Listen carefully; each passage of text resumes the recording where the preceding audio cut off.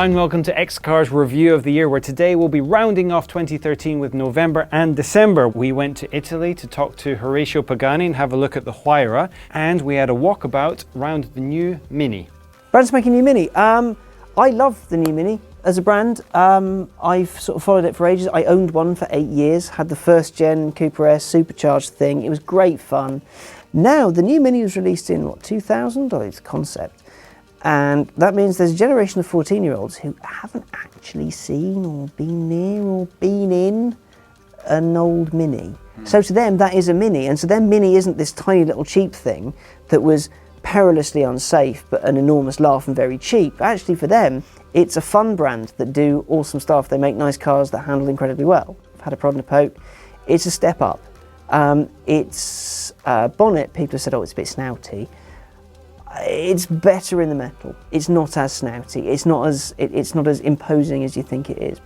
It's a good-looking car. I'm looking forward to driving it next year. Anyway, moving on from the Mini, the new Mini. Whatever we decide to refer to it as, to possibly the highlight of the entire year, XCAR's trip to northern Italy to visit Mr. Horatio Pagani and drive some of his lovely, lovely cars. And it's we were only expecting to drive the Huayra, the new one, but after an interview with him where he revealed himself to be the loveliest man ever, he said, you must drive my Zonda. So I had a drive with Mr. Pagani in his own Zonda.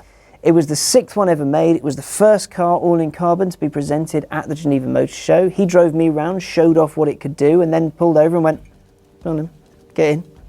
So I got in and I drove Mr. Pagani's Zonda with HP embroidered on the headrests. Nothing can beat that naturally aspirated Zonda V12. It blew us away. It screamed past us, and wow. Never heard anything like that. I mean, people have their favorites between, like the screaming V6s, the deep, guttural V8s, the kind of balanced V10s, and the really high-pitched screams of the V12, but it's that V12 sound, naturally aspirated, that's just, it's that pure supercar sound. It's funny because the Zonda looks absolutely mad, but when Horatio Pagani talked about it in the interview, he did say that Fangio, who inspired the car, his primary concern was safety and accessibility.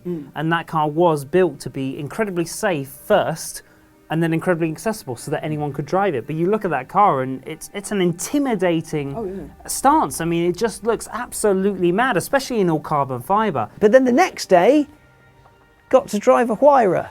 It was winter in Italy, the roads were wet, the tyres were brand new. It wasn't the best day to shoot Huayra, but it was just such a fantastic car. And the reaction we got turning around in like farmers' drives, they'd be like just coming up to us smoking, being like, "Oh, Huayra?" And they'd be like, "Yeah," and they'd be like, just didn't mind that we were trespassing. Yeah, it's okay because the car's worth €1 million. Just carry on about your business, son. People love the car. We were just in a town square, revving the hell out of it, and this sound coming out of it was ungodly. And these Italian policemen were just standing there, just kind of going, yeah. And you get that in no other country. In England, they'd just be running up to you, telling you to shut that thing off. But in Italy, people have such a passion for this thing, and especially in that area of the world, it was just so wonderful to see.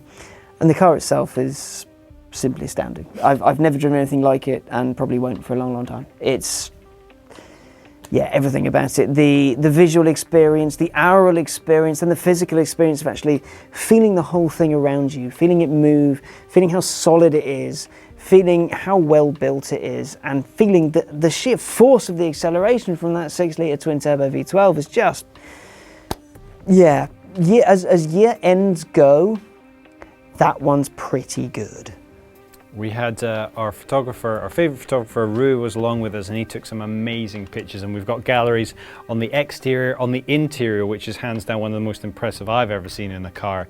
It's just an absolute child's dream of how a car interior can look. It's how a supercar should look, or a hypercar in this case. Yeah, and we've got our exclusive interview with Horatio Pagani talking about where he came from, how he came from relatively nowhere to rivaling Ferrari and Lamborghini to for in the hypercar stakes. We have some amazing content, all linked below, so please check it out. But that brings us to the end of 2013, and I want to say an absolute deep, heartfelt thank you to everyone who's been watching our content, and I'm sure the guys will agree that we couldn't do any of this without you viewing, so please stay tuned in 2014 to XCAR. We have, I promise you, some amazing content coming up, and hopefully this time next year we'll be recapping on even more great stuff. Until then, stay with us, and we'll see you next time.